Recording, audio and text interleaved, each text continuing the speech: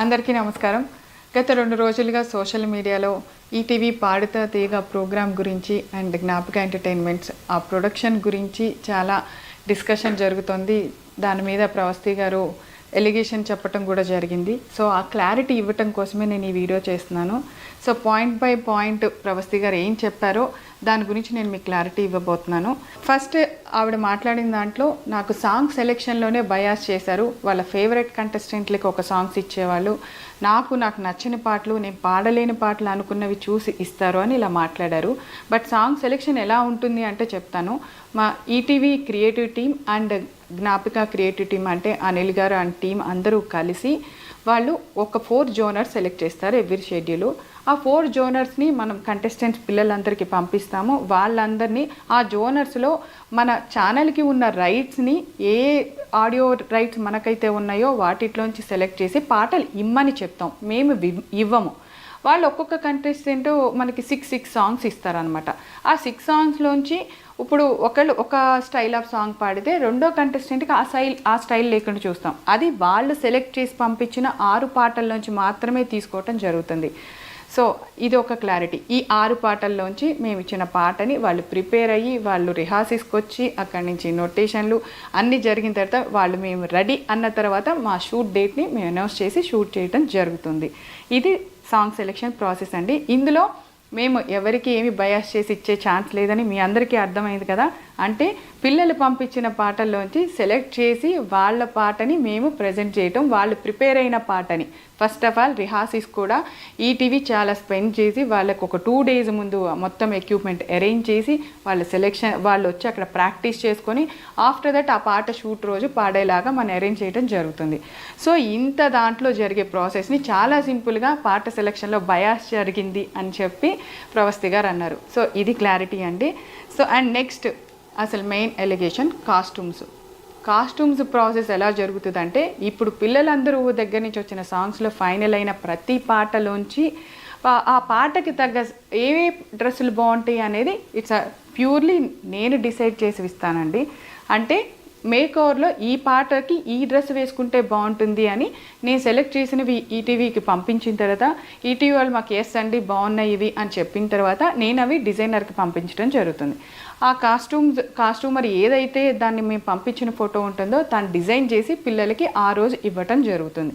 ఇది ప్రాసెస్ అండి. ఇక్కడ ఎవరి చాయిస్ లేదు, పాటదే చాయిస్. పాటకి తగ్గట్టుగా మేము కాస్ట్యూమ్ డిజైన్ చేస్తాను తప్పితే అవి మనుషులకి తగ్గట్టుగా ఏ రోజు డిజైన్ చేయటం జరగలేదు. మీరు ఒక్కళ్ళే ప్రవస్తి గారు ఇది చెప్పింది. అండ్ ఇంకొక ఎలిగేషన్ కూడా చేశారు మీరు కాస్ట్యూమ్స్ పాయింట్లోనే, నన్ను కాస్ట్యూమర్ మీ బాడీకి ఏ డ్రెస్ సరిపోదు అని అన్నారు అని. నిజంగా అది తప్పు, అది చాలా తప్పు మాట. ఎవరెవరు బాడీ గురించి మాట్లాడాల్సిన అవసరం లేదు. అది ఎవరి దేవుడిచ్చింది ఎవరు కాదనలేము. దానికి మనం ఒకళ్ళు కామెంట్ చేశారని మనం ఊరికే ఉండక్కర్లా, మీరు చెప్పచ్చు అందరికీ. కానీ మీరు ఇది ఎక్కడ చెప్పాలి, మీరు షూటింగ్ జరుగుతున్నప్పుడు సెట్లో అక్కడ నాకు కానీ షో డైరెక్టర్ అనిల్ గారికి కానీ అండ్ అక్కడ ఉన్న ఈటీవీ ప్రొడక్షన్ మేనేజర్కి కానీ మీరు చెప్పాలి. బాధ్యతగా ఉంటే, మీరు బాధపడి ఉంటే ఆ విషయంలో మీరు ఆ రోజు చెప్పకుండా ఈరోజు ఆఫ్టర్ ఎలిమినేషన్ వచ్చి నా బాడీ షేవింగ్ చేశారు, నన్ను ఈ డ్రెస్సులు వేసుకోమన్నారు, నన్ను ఇలాగే ఉండమన్నారు అని చెప్పారు. ఇప్పుడు ఓన్లీ ప్రవస్తి గారికి ఏవైతే పొట్టి బట్టలు ఇచ్చామో అని మాట్లాడారో ఒక్కసారి 10 ఎపిసోడ్లు మనం ప్రవస్తి గారితో షూట్ చేయడం జరిగింది. ఆ 10 ఎపిసోడ్స్ కాస్ట్యూమ్స్ ఒకసారి చూడండి. ఇక్కడ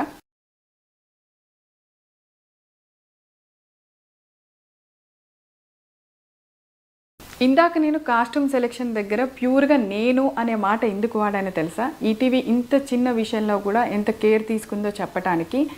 ఆడపిల్లలు 7 ఉన్నారు, మగపిల్లలు 7 ఉన్నారు. సో ఆడపిల్లల కాస్ట్యూమ్స్ విషయంలో జాగ్రత్తలు ఒక ఆడపిల్ల తీసుకుంటుందనే విషయాన్ని కూడా వాళ్ళు కన్సిడర్ చేసి ఈ బాధ్యత నాకు అప్పచెప్పటం జరిగింది. సో ఇలాంటి బాడీ షేమింగ్ మాటలు, ఇలాంటి డ్రెస్సు ఇలా వేసుకో అలా వేసుకో అని మాట్లాడటానికి యాజ్ ఏ ఒక ఆడపిల్లగా నాకు కూడా మనస్సాక్షి ఉంది. అలా ఎప్పుడూ నేను మాట్లాడలేదు ప్రవస్తి గారు. సో మీ మనస్సాక్షికి తెలుసు అనుకుంటున్నాను ఆ విషయము. ఇప్పటి వరకు పాడుతా తీగ చరిత్రలో అట్లీస్ట్ ఒక స్లీవ్లెస్ అనే డ్రెస్ వేయటం కూడా జరగలేదండి. అది చెయ్యం మేము, ఎందుకంటే పాడుతా తీగకి ఒక హిస్టరీ ఉంది. ఏ ప్రోగ్రామ్కి లేనంత చరిత్ర ఆ ప్రోగ్రామ్కి ఉంది. దాన్ని ఎవరూ తక్కువ చేసుకోవాలని అనుకోము. అండ్ ఈటీవీ నాకు ఇచ్చిన ఈ అవకాశాన్ని నేను ఏ మాత్రము దాన్ని ఒక్క విషయంలో కూడా ఇలా ఉండవు అనమాట. పాడుతా తీగ షెడ్యూల్ అంటే మా టీం అందరూ ఎంత అలర్ట్గా ఉంటారో మాకు తెలుసు.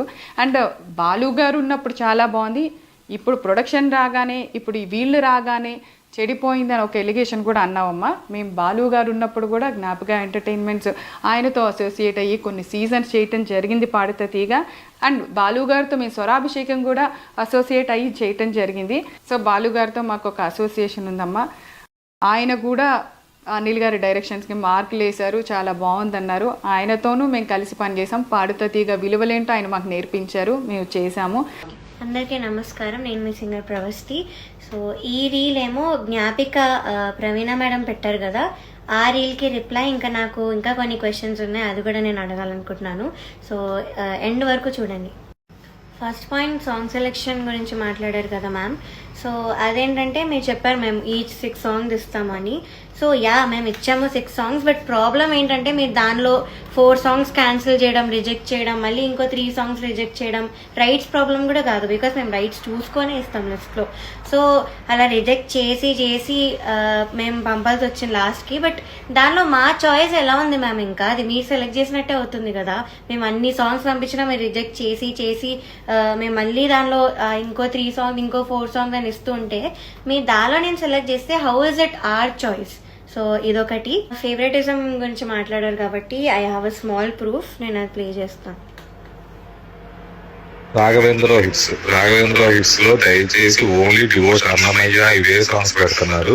మనం అవి కావాలంటే డివోర్స్ ను డౌన్లోడ్ చేసుకుందాము. దయచేసి ఆ సాంగ్స్ కూడా పెట్టకుండా రాఘవేంద్ర సినిమాలో చాలా పాటలు ఉన్నాయి, ఆ పాటలు చెక్ చేసుకొని డ్యూయెట్లు అయినా పర్లేదు అయ్యైనా ఇవ్వండి. సో డివోషనల్ సాంగ్స్ అనేవి మీరు క్లియర్గా విన్నారు, వద్దన్నారు. Then how did one contestant get Paluke Bangaramayara in Raghavendra రావు గారి హిట్ రౌండ్? సో అది కూడా మళ్ళీ కీరవాణి గారి పాటే ఇచ్చారు అదే కంటెస్టెంట్కి. మోస్ట్ ఆఫ్ దిస్ రౌండ్స్ తనకు అదే జానర్ వచ్చింది and only Keeravani sir songs వచ్చాయి. So please explain this. And జానరా గురించి మాట్లాడుకుంటున్నాం కాబట్టి అది కూడా నా దగ్గర ఒక ప్రూఫ్ ఉంది. మీరు అన్నారు 4 రౌండ్స్లో 4 జానర్స్ పాడుకుంటూ వచ్చారు కంటెస్టెంట్స్ అని. బట్ సారీ, నాకు ఒకటే ఒక మెలోడీ వచ్చింది ఇప్పుడు వరకు, అది ఎన్నో రాత్రులు వస్తాయి, అది కూడా డ్యూయెట్లో. అండ్ నేను ముందు రౌండ్స్లో మెలోడీ కోసం రిక్వెస్ట్ చేస్తున్నట్టు కూడా నా దగ్గర మెసేజ్ ఉంది. సో నేను కింద కూడా వేస్తాను, చూడండి. అండ్ ఇక్కడ కూడా నేను చూపిస్తున్నాను. So this is the proof that నేను చాలాసార్లు మెలోడీ కోసం అడిగినా కూడా మీరు ఇవ్వలేదు. So how is it or choice Praveena ma'am? Outfits గురించి మాట్లాడారు అండ్ సాంగ్స్కి తగ్గట్టు ఇస్తామని అయితే చెప్పారు. బట్ నాంపల్లి స్టేషన్ కాడి ఇది సాడ్ సాంగ్ మ్యామ్, అంత సాడ్ లిరిక్స్ ఉంటుంది, వీడియో కూడా చూడండి. సో ఐ డోంట్ థింక్ నాంపల్లిలో డిస్కో డ్రెస్ వేసుకొని చమ్కి వేసుకొని అయితే లేరు. సో కనీసం వీడియోలో ఉన్నట్టు కాకపోయినా కనీసం ఒక క్లాసీ అవుట్ఫిట్ ఇవ్వచ్చు, కానీ అలా ఇవ్వలేదు. అండ్ ఫోటోకి రియాలిటీకి చాలా తేడా ఉంది నాంపల్లి స్టేషన్ కాడి డ్రెస్. సో నేను అది అడిగినప్పుడే నాకు బాడీ షేమింగ్ చేయడం జరిగింది. ఆ ఫోటోలో ఉన్న అమ్మాయి బాడీ వేరు, నీ బాడీ వేరు, నీకు ఎలా ఇస్తామని అన్నారు. అండ్ అక్కడే ప్రొడక్షన్ హౌస్, మీ జ్ఞాపిక ప్రొడక్షన్ హౌస్ వాళ్ళే ఉన్నారు అండ్ వాళ్ళు కూడా అన్నారు. సో ఆ పాయింట్ మీ వరకు వస్తుంది అని తెలిసే నేను మీ వరకు రాలేదు, ఇదొకటి. అండ్ ఆ డ్రెస్ వేసుకొని నేను మీ దగ్గరకు వచ్చాను కూడా, అన్కంఫర్టబుల్ ఉండింది కాబట్టి. ఆ చమ్కి గుచ్చుకోవడం, ఇక్కడంతా సెక్వెన్స్, ఇంకా బెల్ట్ ఇలా టైట్గా ఉండడం, సో సాంగ్కి కూడా సూట్ అవ్వదు మ్యామ్ అని మీ దగ్గరకు వచ్చాను. అని మీ మనస్సాక్షికి తెలుసు. సో వస్తే మీరు లేదు చాలా బాగుంది, అలా ఏం కనిపించలేదే, కెమెరాలో బాగుంటుంది అన్నారు, కానీ నాకు అన్కంఫర్టబుల్ ఉంది అన్న మాట అయితే మీరు పట్టించుకోలేదు. సో అది. అండ్ లాలూ దర్వాజా లస్కర్, సో ఈ సారీ మ్యామ్ 5 టైమ్స్ వేయించారు, 5 టైమ్స్ ఇప్పించారు. కట్ చేస్తూ వచ్చారు పెద్ద లెంత్ సారీ అని. సో అది చేస్తూ నేను మళ్ళీ రిహార్సల్ చేసుకొని వచ్చి it was very very exhausting. So అదొకటి. అండ్ ఇక్కడ ఇంత గ్యాప్ కనిపిస్తుంది ఆ సారీలో, ఈ ఫోటోలో అంత తెలియట్లే కానీ ఇంకా గ్యాప్ ఉండింది స్కిన్ కనిపిస్తూ. And I was very conscious, నాకు నచ్చదని కూడా చెప్పాను, చాలా అన్కంఫర్టబుల్ ఉందని చెప్పాను. అండ్ ఇలా టైట్గా కట్టి ఇక్కడ పిన్ పెట్టారు పక్కన, అది కూడా చెప్పాను అన్కంఫర్టబుల్ ఉందని, కానీ ఎవ్వరూ వినలేదు.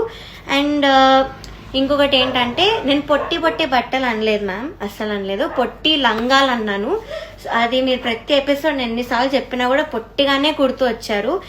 అండ్ బొడ్డు కింద కట్టుకోమని అయితే చెప్పారు. అండ్ మీరేదో లా అండ్ జడ్జ్మెంట్ గురించి మాట్లాడారు, అది లా ప్రకారం నడుస్తుంది మ్యామ్, కానీ ఇక్కడ ఫేవరెటిజం ప్రకారం నడిచింది కాబట్టే నేను రీజన్స్ అవన్నీ కూడా చెప్పాను నా ముందు వీడియోలో. సో అది ఇంకా మీరు ఒక స్కెడ్యూల్లో క్లాసికల్ రౌండ్కి ఇంకా కాలేజ్ రౌండ్ అని ఒక రౌండ్ పెట్టి వాటికి మార్క్స్ కంపేర్ చేశారు. అది మీకు ఎంతవరకు కరెక్ట్ అనిపిస్తుందో నాకు తెలీదు, కానీ క్లాసికల్ డిఫికల్టీ లెవెల్లో చాలా హార్డ్ ఉంటుంది.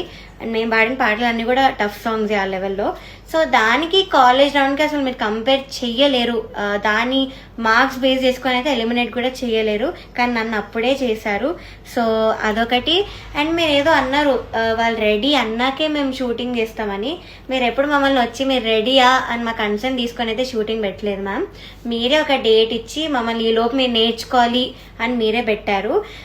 అది కూడా లాస్ట్ షెడ్యూల్ అయితే చాలా చాలా ఇబ్బంది పెట్టారు మీరు. ఆ మెసేజెస్ కంటెస్టెంట్స్ నాకు పెట్టిన మెసేజెస్ కూడా నేను బయట పెట్టాను ప్రూఫ్గా. సో అది సో ఇవన్నీ చేశారు మ్యామ్. అండ్ అగ్రిమెంట్లో నువ్వు ఈ పాయింట్ చదివితే బాగుండేది ప్రవస్తి అని చెప్పారు మ్యామ్. సో చదివాను మ్యామ్, నేను చదివాను, కానీ మాకు మీరు ఇంకో ఆప్షన్ ఇవ్వలేదు. మీరేమైనా ఆప్షన్ ఇచ్చారా? లైక్ అగ్రిమెంట్ కొన్ని రోజులు ఆగి సైన్ చేయండి, మేము మీకు టైం ఇస్తామని మీరేమైనా ఇచ్చారా? So we had no choice, మాకు ఇంకా సైన్ చేయాల్సి వచ్చింది. సో నేను అలా సైన్ చేశాను. As I said I wanted to quit, కానీ ఈ సైన్ చేయడం ఒక్కదాని వల్లే నేను ఆగాను. సో నేను చూసాను మ్యామ్, చూసే నేను ఇప్పుడు కూడా మాట్లాడుతున్నాను. దీనికి ఆన్సర్స్ ఇవ్వండి మ్యామ్, బికాస్ నేను అన్ని క్లియర్గా చెప్పాను. ఆ రౌండ్స్ గురించి మాట్లాడాను, నేను పెట్టిన మెసేజ్ కూడా చూపించాను, మీ జ్ఞాపిక ప్రొడక్షన్ వాళ్ళు పెట్టిన వాయిస్ మెసేజ్ కూడా వినిపించాను. సో